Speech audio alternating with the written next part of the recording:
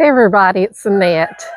Tonight I'm going to cut back some of this beautiful mint before I need to cut it all the way down to the ground to go in dormancy. So I'm going to point my camera at the plant and talk to you while I do the cutting, and we'll take it from there. So sorry about the wiggle. This is a beautiful, healthy, thriving mint. I'm really delighted with it. So I'm just going to start cutting it back. When winter gets, or when we start getting our first frost, I'm going to have to cut it all the way down to the ground. There's one stem. Normally, if I'm only harvesting, I'll show you where I would normally stop cutting.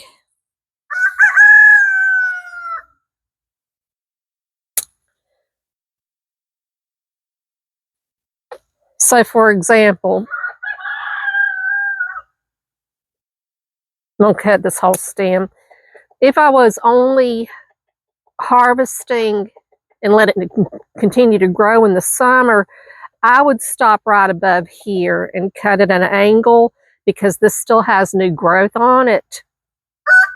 But because I'm going to have to cut the plant down, and I'm going to go ahead and be drying it tonight, rinse it off and drying it tonight, I'm just going to go ahead and cut some of these long stems off. I'm not worrying about it coming back.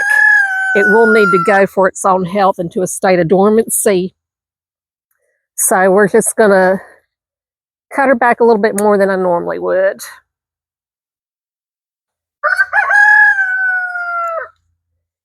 And again, the roosters are making their noise in the background. I'm seeing some brown on here. Let me cut this back and I'll show you. Some brown right here.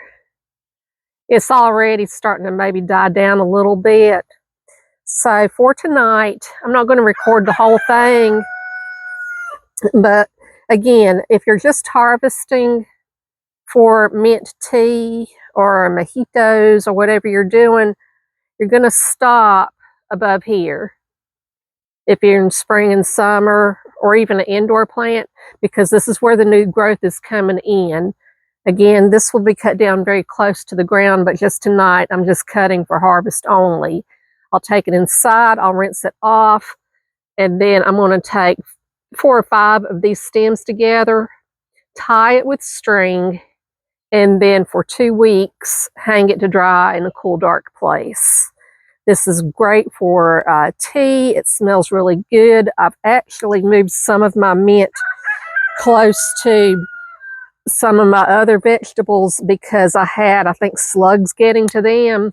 So I'm trying to save them from the slugs till the slugs go dormant. So I moved some mint that I had on the deck and then some rosemary close to the other plants, as well as covered them with netting last night. But anyway, this is how I'm harvesting my mint to prepare for the final big cut before everything gets really cold and before it starts dying out. So I hope you find this video helpful, and I will continue to update you on my progress. This plant was in a container and I took it and planted it outside and it's popped. The sibling beside of it doesn't look so great, but I'm sure it's going to do well. Mint, they say, is invasive. I'm fine with that. Have a wonderful night, everybody. Love y'all.